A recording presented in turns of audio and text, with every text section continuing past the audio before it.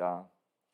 다니엘서 10장 10절부터 14절까지 하나님의 말씀입니다. 다니엘서 10장 10절부터 14절까지 하나님의 말씀입니다. 제가 하나님의 말씀을 봉독하겠습니다. 하나님의 말씀을 들으시기 바랍니다. 한 손이 있어 나를 어루만지기로 내가 떨었더니 그가 내 무릎과 손바닥이 땅에 닿게 일으키고 내게 이르되 큰 은총을 받은 사람 다니엘아, 내가 내게 이르는 말을 깨닫고 일어서라. 내가 내게 보내심을 받았느니라 하더라. 그가 내게 이 말을 한 후에 내가 떨며 일어서니 그가 내게 이르되 다니엘아, 두려워하지 말라.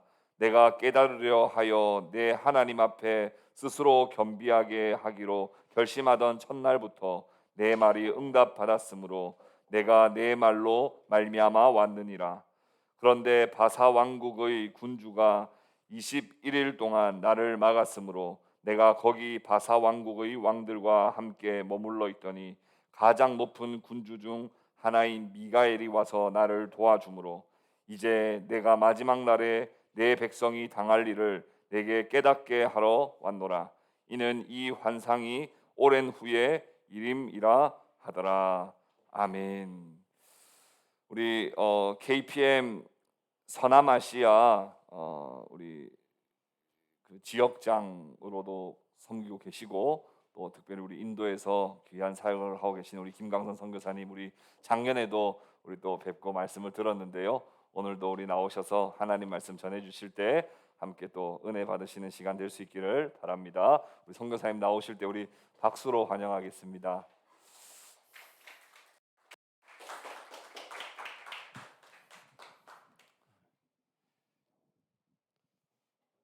그러니까 목사님보다 키가 작아서 괜찮아요? 저는 목회 그 초기에 그 하나의 숙제를 갖고 있었는데 왜 어떤 성도는 잘 되는데 어떤 성도는 잘 안 되는가, 그런 의문이 좀 있었습니다. 초기에 그 서울에서 정집사라는 분이 왔는데 이분은 서울에서 명문대학을 졸업하고 마침 영문과를 졸업했어요. 그래서 영어도 잘하고 또 오랫동안 사업에 그 경험도 있어서 이분은 인도에서 사업을 잘하겠구나 이렇게 생각을 했습니다. 그런데 한 10여 년 동안 영어를 잘하니까 정부 고위 관리들도 잘 만나고 또 큰 비즈니스맨들을 잘 만나고 해서 열심히 했는데 잘할 것 같았는데 안 됐습니다. 그래서 결국 어느 날 갑자기 암으로 세상을 떠나게 되었고 빚을 많이 남기게 됐습니다. 근데 거의 같은 시기에 권사님 이권사님이라는 분이 왔는데 나이가 60이 넘었어요. 그래서 사업을 하러 왔다고 그래서 이 양반이 그 나이도 이렇게 오래되고 더군다나 여자 권사님이고 또 보니까 그 공부를 별로 못했던 것 같아요. 한 중졸 정도 되는 것 같은데 인도에서는 영어를 쓰니까 영어를 잘해야 사업을 할 수 있는데 이분이 뭐 어떻게 해서 인도에 사업하러 왔나 걱정이 됐습니다. 근데 이분은 게스트하우스를 했는데 너무 사업이 잘 됐어요. 근데 대부분 인도 직원들이 다 인도 사람들이잖아요. 다 인도 사람들인데 우리 권사님 한국 영어를 못했어요. 그러면 커뮤니케이션이 잘 안 되잖아요. 그게 안 되니까 어떻게 해요? 그 권사님 어떻게 했을까요? 그냥 한국말로 해버렸어요. 그러니까 이제 인도 직원들이 답답해가지고 지네들이 한국말을 배워버렸어요. 그래서 전혀 뭐 사업하는데 지장이 없이 얼마나 돈을 잘 버는지 첸나이에다가 호텔을 하나 살 정도로 그렇게 돈을 벌었습니다. 그래서 모든 그 사람들의 이 삶의 여정이 이 교과서만으로 되는 것은 아니다. 예? 누구는 뭐 명문대 나오고 뭐 공부 잘하고 하면은 출세하고, 누구는 뭐 좋은 대학 안 나오고 그렇게 하면은 출세 못하느냐? 그건 아닙니다. 예. 그 사람에게는 어떤 일반적인 보편적인 방법이 아닌 어떤 특수한 그런 경우가 있습니다. 그래서 이것을 이론적으로 밝힌 분이 있는데, 미국의 저명한 정신과 의사인 스카백 박사입니다. 이번에 자기 환자들 가운데 금수저 출신으로 정말 어렸을 때부터 부족함 없이 자라고 그 사립학교 다니고, 그리고 아이비리그 대학도 나오고 했는데 사회 적응을 하지 못하고 정신과 치료를 받아야 되는 그런 경우들이 있는가 하면은, 자기 주변에 또 성공한 사람들 가운데는 정말 흙수저 출신으로 어렸을 때 너무너무 가난했고, 술주정뱅이 아버지 밑에서 폭력을 참 수없이 당하면서 뭐 학교도 고만고만한 학교 겨우 졸업을 했는데, 이런 사람이 나중에 정말 사회에 나오게 되면은 정말 치료를 받아야 될 사람인데, 의외로 사회 적응도 잘하고 성공하는 그런 모습들을 보면서, 이게 왜 그런 거냐. 그래서 이분이 연구를 하기 시작했습니다. 그래서 한 10여 년 동안 연구를 했는데 결론을 냈습니다. 결론이 이 세상에는 신의 은총을 받고 사는 사람들이 존재한다. 그래서 그가 쓴 책이, 여러분들도 혹시 알겠지만은 굉장히 한국에서도 베스트셀러가 됐죠. 아직도 가야 할 길이라는 그런 책입니다. 거기 보면은 그 신의 은총이라는 챕터가 나오는데, 이 사람은 예수 안 믿은 사람이었습니다. 근데 아주 그걸 보면은 아주 엄청난 참 신학자가 쓴 것 같이 그런 내용들이 나옵니다. 이 세상에는 신의 은총을 받고 사는 사람들이 존재한다. 우리 정신의학의 그 창시자인 프로이드 박사가 있고, 그와 쌍부역을 이루었던 구스타프 융 박사가 있었습니다. 근데 구스타프 융 박사도 같은 얘기를 했습니다. 이 세상에는 우리는 알 수 없지만은 신의 은총을 받고 사는 사람들이 존재한다. 이 하나님을 믿지 않는 이런 학자들도 정신세계를 연구하다 보니까 이 세상에는 신의 은총을 받고 사는 사람들이 존재하고 있다. 이것을 인정을 하게 됩니다. 오늘 본문에 나오는 이 다니엘을 보면은 10대 후반에 바벨론과의 전쟁에서 나라를 잃고 바벨론으로 포로로 끌려가게 됩니다. 정말 뭐 소망이 없는 거죠.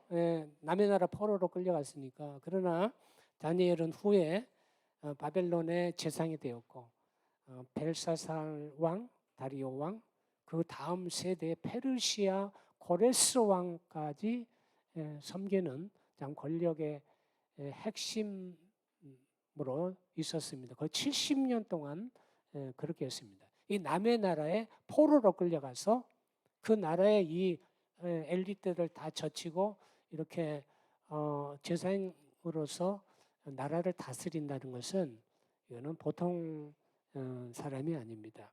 그런데 우리가 다니엘이 얼마나 머리가 좋았으면은, 얼마나 참 똑똑했으면은, 얼마나 수완이 좋았으면은 그렇게 했을까 생각할 수 있지만은, 그러나 오늘 본문에 보면은 다니엘이 이렇게 성공하게 된 근본적인 이유를 11절에서 발견하게 되는데, 천사가 다니엘을 부를 때 이렇게 부릅니다. 은총을 크게 받은 사람 다니엘아. 그러니까 다니엘의 어떤 능력이나 어떤 배경보다도 우선하는 것은, 다니엘은 하나님의 은총을 받은 사람이었다. 우리가 잘 알고 있는 이스라엘의 참 건국의 아버지라고 할 수 있는 모세가 430년 동안 애굽의 포로로 있었던 자기 민족을 해방을 시켜서 젖과 꿀이 흐르는 가나안 땅으로 인도합니다.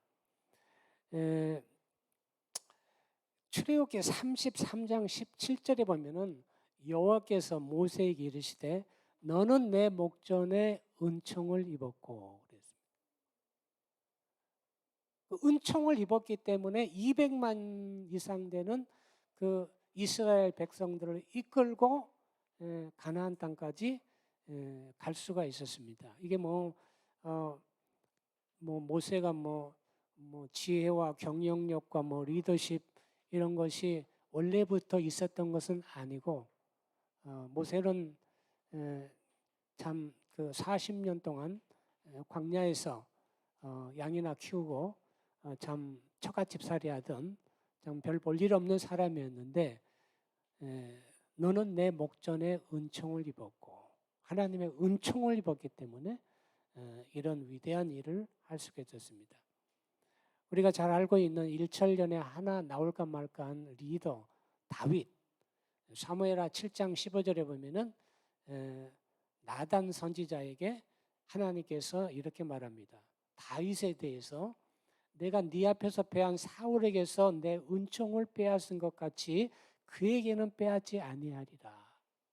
사울 왕은 하나님의 은총을 입지 못했기 때문에 결국에는 망했지만은 이 다윗은 어떻게 보면 사울보다 더 인간적인 실수를 더 했음에도 불구하고 왜 그래요? 은총을 빼앗지 아니하리라고 그랬습니다. 그렇기 때문에 다윗은 이스라엘의 존경받는 성군 다윗이 된 겁니다.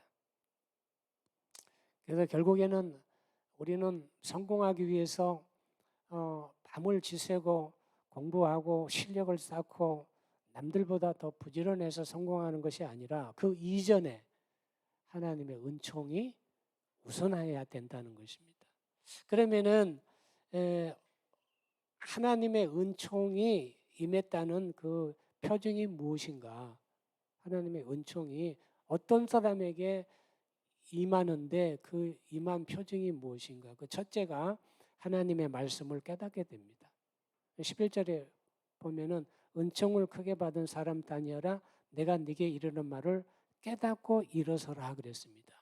그러니까 우리가 하나님의 말씀을 깨닫는 것 자체는 아무나 깨달을 수가 있는 게 아닙니다. 하나님의 은총이 임한 사람이 하나님의 말씀을 깨달을 수가 있는 것입니다. 우리 교회는 제가 목회한 교회는 거의 90%가 주재원들입니다. 주재원들, 대사관 직원들, 뭐 국제기구에 근무하는 사람들 이렇게 대부분 그런 사람들인데 어느 날 대사관의 상무관으로 온 정집사라는 분이 있었습니다. 근데 자기가 이제 자기를 소개할 때 내게 목사님 저는 잡사입니다 그러더라고요. 잡사, 난 잡사라는 말을 처음 들었어요. 집사가 잘못되면 잡사가 된다고 그러더라고요.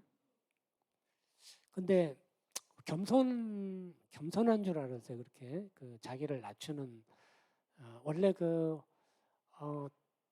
이렇게 올라갈수록 직급이 올라갈수록 겸손합니다. 예를 들어서 우리 교회 현대자동차 부사장 되면은 직원이 뭐 수천 명이 됩니다. 근데 그런 분들은 예배 끝나고 나갈 때 목사님 은혜 받았습니다 하면서 90도 각도로 절합니다. 근데 부사장이 나가면 그 뒤에 전무, 상무, 뭐 부장, 과장들도 쭉 따라 나오는데 밑으로 내려갈수록 인사를 안 합니다. 고개가 빳빳해요. 그러니까 올라갈수록 회사에서 교육을 시키는 것입니다. 겸손하도록. 그러니까 벌써 위에 올라간다는 것은 그만큼 훌륭한 사람인 거예요. 자, 우리 삼성물산의 부사장 김중하 집사라고 그 작년에 부사장이 됐는데 우리 교인이었습니다. 근데 지난번에 이제 식사하는데 그러더라고요. 목사님 우리 처음에 입사할 때 수백 명이었는데 지금 딱 2사람 넘었습니다. 그래서 이제 부사장까지 올라갔어요. 부사장까지 올라가는 사람들은 누가 봐도 매력 있는 사람입니다. 아주 겸손해요. 예, 겸손하고 인격이 되어 있습니다. 그게 회사에서 그렇게 훈련을 시켜주는 것 같아요.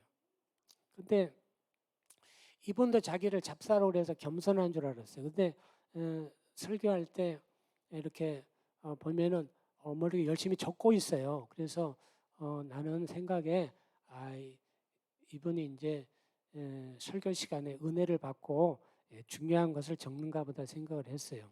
근데 나중에 알고 보니까 그게 아니고 이제 예배 끝나고 이제 우리 해외 교회는 예배 끝나고 이제 골프를 치러 갑니다. 점심을 먹고.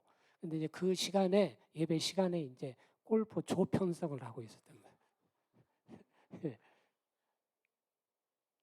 야, 정말 잡사긴 잡사더라고요. 근데 어느 날은 고개를 푹 숙이고 있어요. 그래서 이제 그래도 몇 달 설교를 듣다 보면은 그래도 깨달은 게 있어서 오늘은 그래도 마음에 찔리는 것도 있고 해서 참 회개하는가 보다 이렇게 생각했는데 그게 아니고 그날은 고개를 숙이고 손을 의자 밑으로 놓고 퍼팅 연습을 하고 있었던 그런 사람이었습니다. 그런데 어느 날 설교를 듣고 있는데 손수건을 꺼내서 눈물을 닦고 있는 거예요. 그 주일에 하나님의 은총이 그에게 임했습니다. 그러니까 하나님 말씀이 깨달아지게 된 거예요.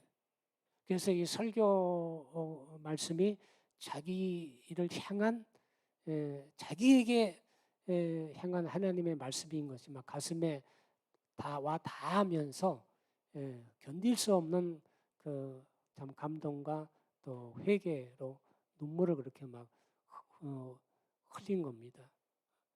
나중에 하나님 말씀을 진지하게 듣고 또 성경을 읽고 그래서 아주 훌륭한 집사가 되어서 돌아갔습니다. 이 말씀을 깨닫고 순종하게 되면은 바로 은총의 삶이 시작이 되는 것입니다. 말씀을 깨닫고 순종하게 되게 됩니다. 은총이 임한 두 번째 증거는 일어서게 됩니다. 본문에 은총을 크게 받은 사람 다니엘아 내가 내게 이르는 말을 깨닫고 일어서라. 내가 내게 보내심을 받았느니라. 그가 내게 이 말을 한 후에 내가 떨며 일어섰다 그랬습니다. 그러니까 우리가 은총을 입고 사는 사람도 항상 성공하는 게 아닙니다. 실패하기도 하고 좌절하기도 하고 고난을 겪기도 합니다. 다 우리 인생살이는 여정은 다 똑같습니다. 그러나 중요한 것은 은총을 입고 사는 사람들은 반드시 그 역경과 고난 가운데 좌절하지 않고 완전히 망하지 않고 일어서게 되는 것입니다. 내가 인도에 지금 간 지 거의 30년이 되는데 처음 인도 갔을 때 그 거의 10년 정도를 내 모든 생활비라든지 선교비를 후원해 준 고마운 장로님이 한 분 있습니다. 그분이 누구냐면은 전자저울 카스의 김동진 장로라는 회장님인데 전자저울 카스 알아요? 카스 알아요? 우리나라 전자저울의 70%를 차지하는 여러분 목욕탕 간다든지 정육점 간다든지 시장에 가면은 이렇게 다 달잖아요. 전자저울 달잖아요. 카스 저울이 70% 제일 큰 회사입니다. 그런 것도 유심히 안 보는 것 같아요. 이제 시장에 가면은 저울이 무슨 저울인지 한번 보세요. 카스, CAS, 카스 전자저울입니다. 근데 이분이 그 창원에서 그 공장을 하다가 다 이제 사업을 말아먹고 이제 서울에 올라오게 됐는데 뭐 사업한다고 주일도 제대로 안 지키고 뭐 신앙생활을 제대로 안 하고 뭐 집안이 다 믿는 집안인데 그래가지고 이제 사업이 망해서 이제 다 정리하고 이제 서울로 오면서 30만 원 다 정리하고 30만 원 들고 오면서 이제 기차를 타고 오는데 하나님께 이제 회개하고 또 결심을 했습니다. 하나님, 이제는 정말 주님의 뜻대로 무엇을 하든지 정말 하나님 말씀대로 그렇게 살겠습니다. 하면서 이제 오면서 이제 기차에서 이제 회개하고 성경을 읽게 됐는데 마침 펴서 성경을 읽는데 잠언 11장 1절의 말씀을 읽게 됐습니다. 속이는 저울은 여호와께서 미워하시나 공평한 추는 그가 기뻐하시느니라. 그래서 이 하나님께서 정확한 저울을 기뻐하시는구나. 그럼 정확한 저울이 뭐냐? 전자저울. 그때는 전자저울이 없었습니다. 전부 다 이렇게 기계식으로 달던 그런 시대였습니다. 그래서 이 장로님이 카스 회사를 설립해서 전자저울을 한국에서 최초로 만들었습니다.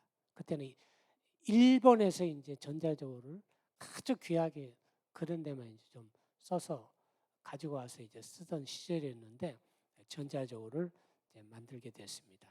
그렇게 해서 돈을 많이 벌게 됐습니다. 돈을 많이 벌게 돼서 우리 경량교회 건축할 때 280억을 헌금하게 됐습니다.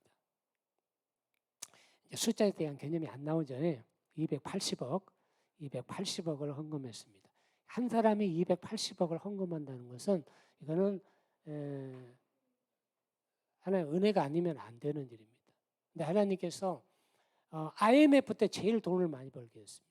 IMF 때 언더드 회사들이 다 망할 때 공장들이 다 문 닫고 망할 때인데 이 카스는 수출을 많이 했었습니다. 그렇기 때문에 환율이 막 엄청나게 올라갔는데 그 수출을 하니까 정말 그 몇 배 그 더 수익이 났던 거예요. 그리고 그때 저거 했잖아요. 여러분 기억합니까? 그 IMF 때 여러분 어렸을 때 기억 못 하겠네. IMF 때는 알죠. IMF 때 금모으기 운동을 했어요. 우리 김대중 대통령 때 참 우리나라 사람들 애국심이 그때 대단했습니다. 나라가 이렇게 부도가 났으니까 우리가 다 힘을 합해서 이 위기를 극복해야 된다. 그래가지고 금모으기 운동을 했습니다. 그래서 결혼 반지, 뭐 금반지, 애 금반지, 뭐 목걸이 막 그걸 막 갖다 바쳤어요. 지금은 하겠어요? 안 합니다. 지금 할 사람이 누가 있어요? 나라 망한다고 자기 금 갖다 바칠 사람이 누가 있어요? 그때는 그랬습니다. 근데 각 동사무소 뭐 우체국 이럴 금을 갖다 낼 때 그 금을 다는 저울이 있습니다. 미량 저울이라고. 근데 아주 조그만데 가격은 엄청 비쌉니다. 그때 아이가 밤새면서 미량 저울을 만들었습니다. 금 달아야 되니까. 지금 이 코로나 어려운 시대에 다들 어렵잖아요. 그러나 하나님의 은총을 입고 살면은 이럴 때 잘 되는 사람들이 있습니다. 오히려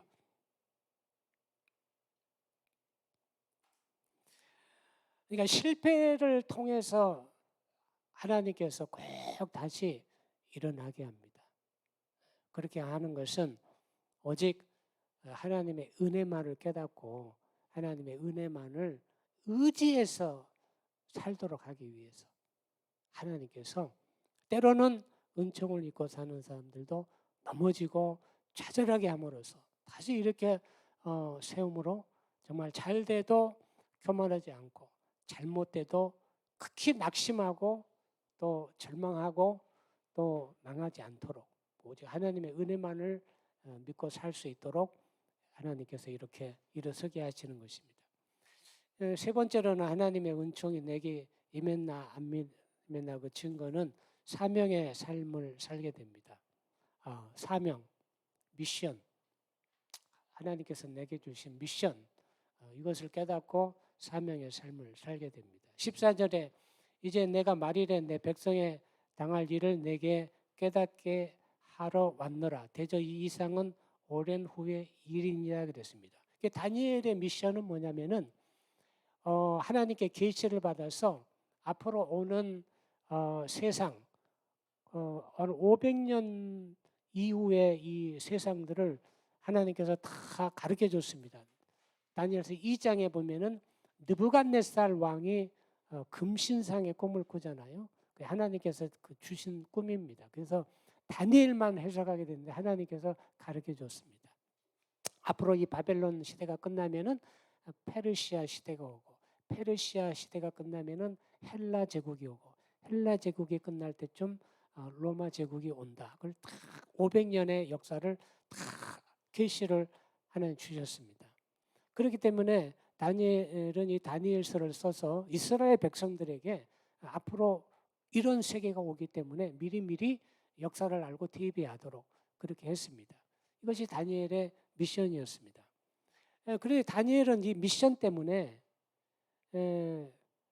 70년 동안 그 격변하는 그 제국의 소용돌이 속에서 살아남고 오히려 권력의 정상에 머무를 수가 있었습니다. 한번 정권이 바뀌면 다 나가는 거거든요. 근데 뭐 무려 세 왕을 섬기면서 이렇게 될 수 있었던 것은 뭐 때문이냐? 미션 때문이었습니다. 미션. 자기가 할 일이 그 역사를 알게 하는 일이었고 계시를 받아서 그리고 그 일에 충실했기 때문에 하나님께서 끝까지 남도록 그렇게 하신 것입니다. 그래서 자기 사명을 발견해서 사명을 이루면서 사는 사람들은 은총의 삶을 살 수가 있는 것입니다. 요즘 많은 젊은이들이 파이어족을 꿈꿉니다. 파이어족. 여러분들 잘 아시죠? 저는 지금 파이어족. Financial Independent Retire Early. 그러니까 40 되기 전까지 죽도록 일하는 겁니다. 먹을 것도 줄이고 입을 것도 그냥 안 사 입고 커피도 안 마시면서 그러니까 죽을 둥 살 둥 40대 초반까지 10억을 모으는 것입니다. 그래서 일찍 은퇴하는 것입니다. 40대 초반에. 그래서 일찍 은퇴를 해가지고 뭡니까? 자기 하고 싶은 일을 하는 겁니다. 자기가 하고 싶은 일이 뭐예요? 일을 안 하고 싶으면 안 하는 겁니다. 그냥 놀고 먹을 수도 있는 거고, 그 다음에 또 자기가 정말 꼭 하고 싶은 일, 지금 뭐 직장 생활하느라고 못하지, 또 뭐 사업하느라고 뭐 못하지, 그런 하고 싶은 일들을 그때부터 이제 한다는 것입니다. 그래서 뭐 참 40 전까지 뭐 그렇게 죽을 똥 살 똥 그렇게 사는데 그게 과연 요즘 젊은이들이 꿈꾸고 있는 이 파이어족이 정말 행복한 삶인가? 아무것도 안 하는 것이 정말 행복한 삶인가? 내 하고 싶은 대로만 하는 것이 행복한 삶인가?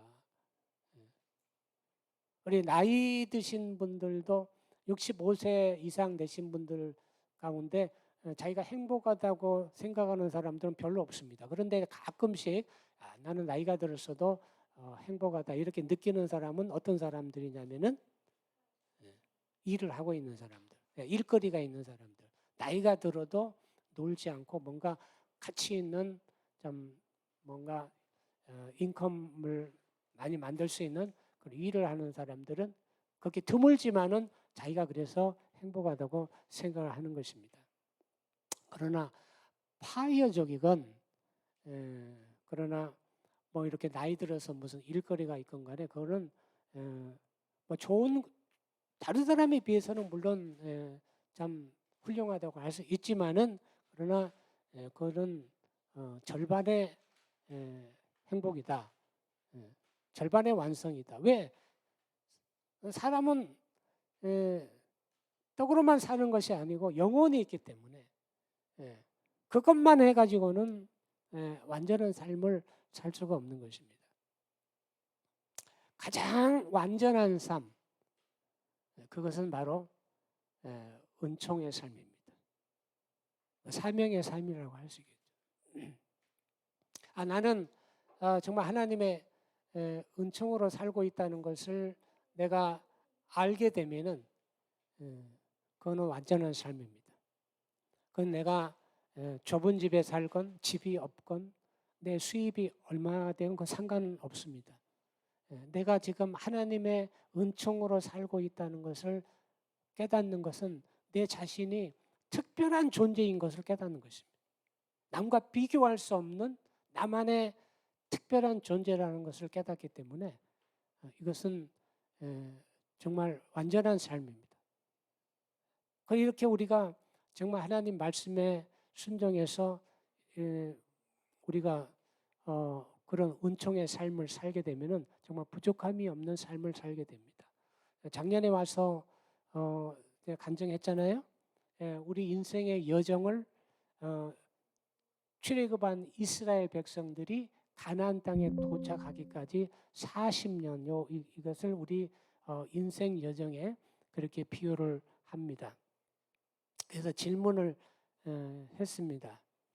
이스라엘 백성들이 40년 광야 생활이 어려웠을까요? 쉬웠을까요? 재미있었을까요? 재미없었을까요? 그걸 여러분들한테 질문을 했었습니다. 기억납니까? 그래서 대답을 어떻게 했어요? 40년 그 광야 통과하는 가운데 이스라엘 백성들 광야 생활이 어려웠을까요? 쉬웠을까요? 재미있었을까요? 재미없었을까요? 지금 마음으로 대답을 해보세요. 마음으로. 자, 마음으로 전부 다 대답을 했죠? 마음으로 어려웠을 것이다. 진짜 쉬웠을 것이다. 어렵다고 생각한 사람들은 지금 살고 있는 모습이 어려울 겁니다. 내 인생 여정 자체가 어려울 거예요. 왜? 눈에 보이는 대로만 살기 때문에 그렇습니다.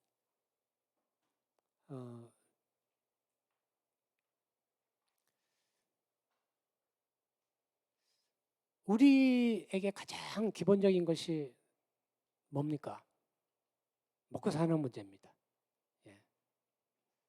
근데 이스라엘 광야 이스라엘 사람들이 먹을 거 걱정했나요? 안 했나요? 안 했죠.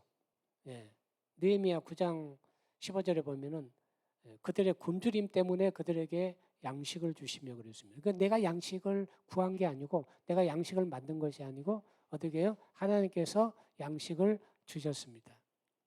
마실 거 걱정했나요? 마실 거 걱정했어요? 안 했죠. 9장 15절에 보면은 그들의 목마름 때문에 그들에게 반석에서 물을 내시고 그들이 아이고 목말라 죽겠다면서 우물 파자 해가지고 우물을 판 게 아니고 어떻게 해요? 그냥 하나님께서 모세를 통해서 반석에서 그냥 샘이 터지게 하셔서 그냥 물이 나왔습니다. 입을 거 신발 걱정했나요? 신발 걱정 안 했죠? 9장 21절에 보면은 40년 동안 들에서 기르시되 부족함이 없게 하심으로 그 옷이 헤어지지 아니하였고 발이 부르트지 아니하였사오며 신명기 29장 5절에는 너의 발의 신이 헤어지지 아니하였으며 어디로 가야 할지 방향 걱정했나요? 미션 걱정했나요? 안 했습니다. 예레미야 9장 12절에 낮에는 구름 기둥으로 인도하시고 밤에는 불 기둥으로 그들이 행할 길을 비춰 주셨으며 그러니까 광야 생활 걱정했어요? 안 했어요? 걱정 안 했죠? 근데 여러분들의 삶의 여정을 걱정합니까? 안 합니까? 네? 네. 걱정 안 해야 정상이죠. 걱정 안 하는 것이 정상입니다.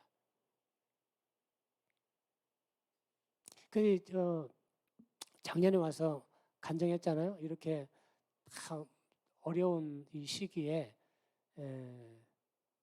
나는 매달 3천만 원씩 기업 후원을 받는다고 얘기했죠. 얘기했죠. 그 기억하고 있네요. 물론 남의 일이니까 감동이 별로 안 되겠지만은 한 달에 선교비로 3천만 원씩 쓴다는 게 이게 보통 큰 일이 아닙니다. 그리고 모든 선교사들의 가장 큰 어려움이 재정 문제거든요. 근데 재정 문제가 해결이 됐습니다. 은총을 입고 살기 때문에. 그 다음에 우리 모든 선교사들의 가장 큰 문제가 주거 문제입니다. 95% 이상 선교사들이 은퇴하면 집이 없어요. 살 데가 없어요. 예. 근데 오늘 작년에 연립주택이 생겼다고 얘기했나요? 내 미리 얘기를 해버렸네. 근데 그것도요. 조일 라이프 화장품 회사 그 대표이는 권사님이 어느 날 기도하다가 새벽에 야 김광선 선교사님이 이제 은퇴할 때가 얼마 안 됐는데 올 때마다 가방 싸들고 여기저기 뭐 돌아다닌다는 그 얘기를 듣고 기도하다가 성령님의 깊은 감동을 받아서 내가 그래도 조그만 거라도 하나 사줘야 되겠다 해가지고 이제 그 공항 근처에 김포공항 뒤에 부천시 오정동에 연립주택 하나를 사줬는데 좁은 겁니다. 30년 이상 된 조그만 뭐 10몇 평짜리인데 근데 또 너무 오래돼 가지고 리모델링까지 다 해줬어요. 리모델링까지 싹 해줬는데 지금은 리모델링 하려면 너무 비싸 자재값이 올라가지고 그 당시에 2,500만 원 들여서 리모델링 했는데 지금은 막 한 5천만 원 해도 막 힘들 정도로 이렇게 자재값이 많이 올랐습니다. 예. 예. 근데 정말 놀라운 사실은 연립주택을 사준 그 달에 매출이 2배로 올랐다고 그래요. 예. 매출이 2배로 오르고 남편 장로님도 박스 공장을 하는데 다이소 박스의 70%를 납품할 정도로 박스 공장을 크게 하는데 딱 그 달 매출이 2배가 올랐다는 거예요. 그래서 연립주택을 사준 것보다도 더 이렇게 수입이 그래서 이것이 하나님의 응답이었구나 그것을 알게 되고 오히려 더 감사해요. 이 은총입니다.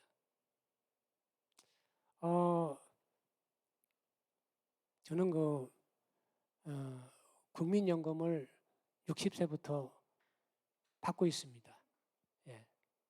매달 60만 원 정도 국민연금을 받고 있는데 이 국민연금을 내가 든 게 아니에요. 예.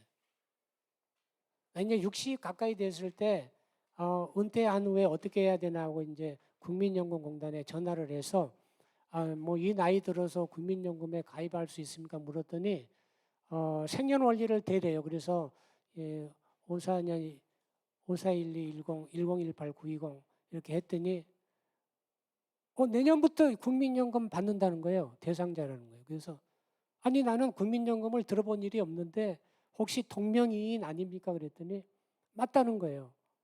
그래서 누가 나를 국민연금을 넣어줬습니까? 그랬더니 전자적으로 카스에서 넣어줬다는 거예요. 옛날 그 고려 선교국장 할 때 해외 출장을 많이 나가다 보니까 목사 신분으로 해외 출장 다니기가 좀 버거운 데가 있었거든요. 그러니까 그 카스 장로님이 그때 매달 한 번씩 내가 카스 회사 가서 내가 설교를 했습니다. 그 사내 설교를. 근데 그 장로님이 좀 편하게 다니라고 나를 그 카스 직원으로 해줬어요. 예. 그리고 이제 세금을 이제 매달 내준 겁니다. 예. 4대 보험 뭐 해가지고 내준 겁니다. 걔 나중에 그거 알고 장로님한테 전화를 해서 아이고 장로님 감사합니다.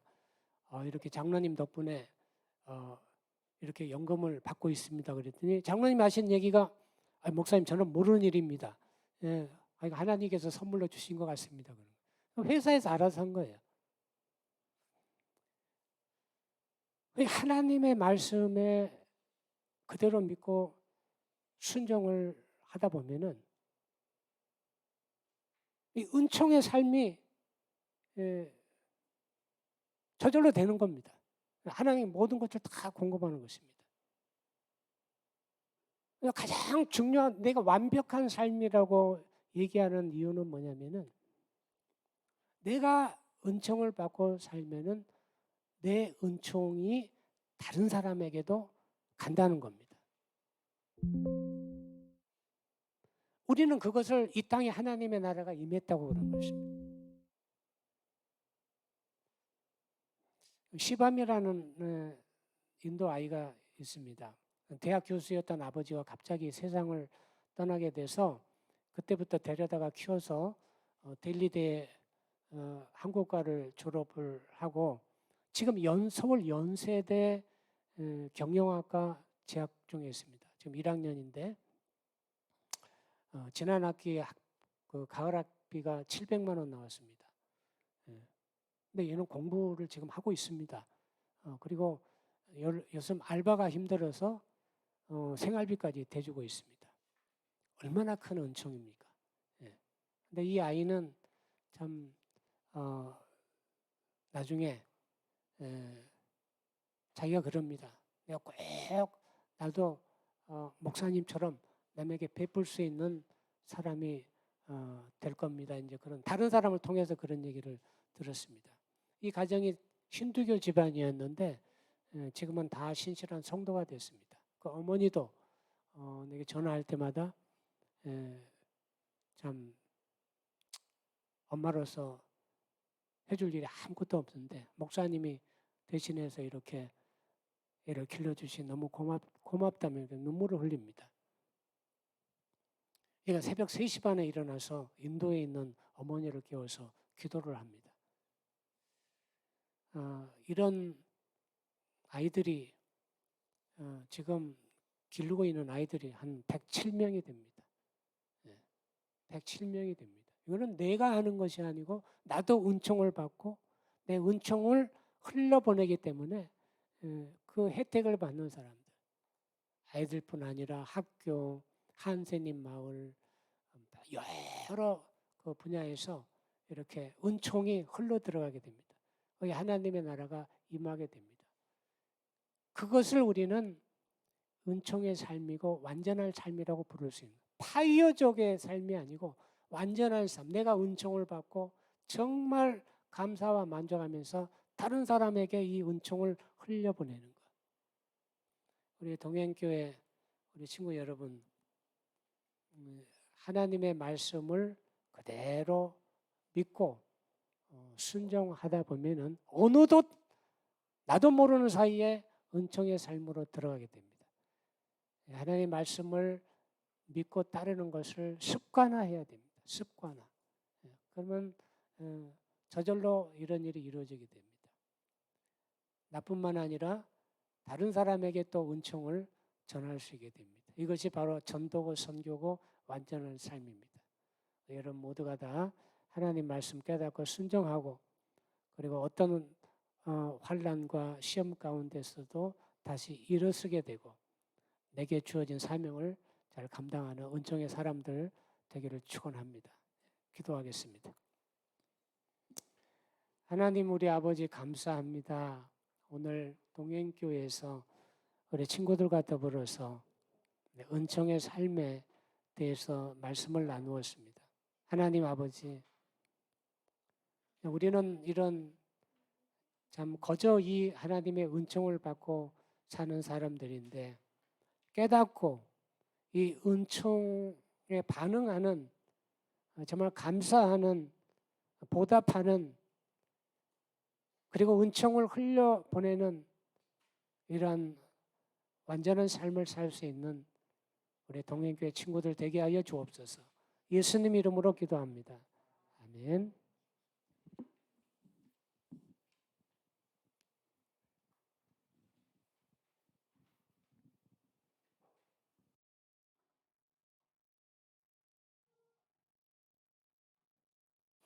귀한 말씀